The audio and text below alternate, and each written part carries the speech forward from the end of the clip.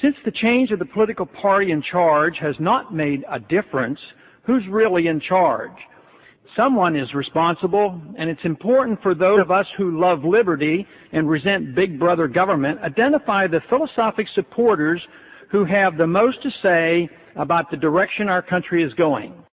These are the neoconservatives of recent fame. Granted, they are talented and achieved a political victory that all policymakers must admire. But can freedom and the republic survive this takeover? That question should concern us. Neoconservatives are obviously in positions of influence and are well placed throughout our government and the media. The neoconservatives, a name they gave themselves, diligently worked their way into positions of power and influence. Above all else, they were not and are not conservatives dedicated to limited constitutional government. More recently, the modern-day neocons have come from the far left, a group historically identified as former Trotskyites. Liberal Christopher Hitchens has just recently joined the neocons, and it has been reported that he has already been to the White House as an ad hoc consultant. Many neocons now in position of influence in Washington can trace their status back to Professor Leo Strauss of the University of Chicago. Paul Wolfowitz actually got his PhD under Strauss. Others closely associated with these views are Richard Pearl, Elliott Abrams, Robert Kagan, William Kristol. All are key players in designing our new strategy of preemptive war.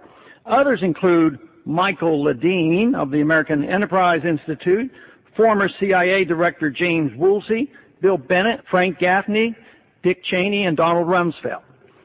The godfather of modern-day neoconservatism is considered to be Irving Kristol, father of Bill Kristol. More important than the names of people affiliated with neoconservatism are the views they adhere to. Here is a brief summary of the general understanding of what neocons believe. They agree with Trotsky on permanent revolution, violent as well as intellectual. They are for redrawing the map of the Middle East and are willing to use force to do it. They believe in preemptive war to achieve desired ends. They accept the notion that the ends justify the means.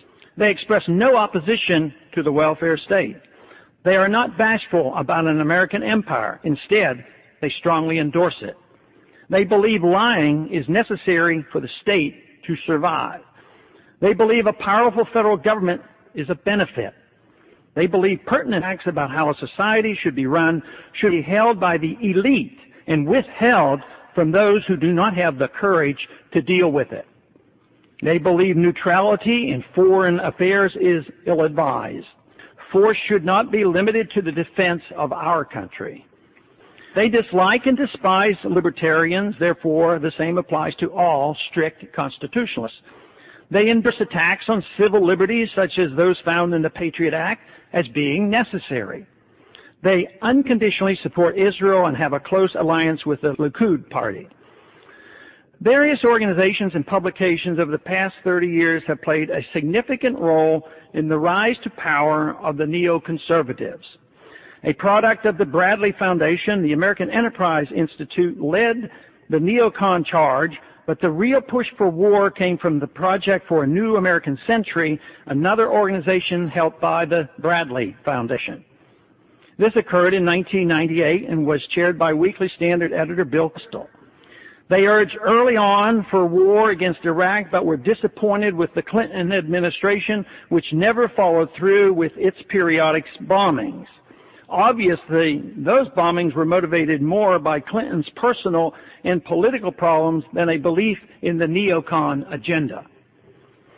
The money and views of Rupert Murdoch also played a key role in promoting the neocon views, as well as rallying support by the general population through his News Corporation, which owns Fox News Network, the New York Post, and Weekly Standard. This powerful and influential media empire did more to galvanize public support for the Iraqi invasion than one might imagine. They have been amazingly successful in their efforts to control the debate over what Western values are and by what methods they will be spread throughout the world. It's of interest to note that some large Christian denominations have joined the neoconservatives in promoting preemptive war, while completely ignoring the Christian doctrine of a just war. The neocons saw and openly welcomed their support. Neoconservatism is not the philosophy of free markets and a wise foreign policy.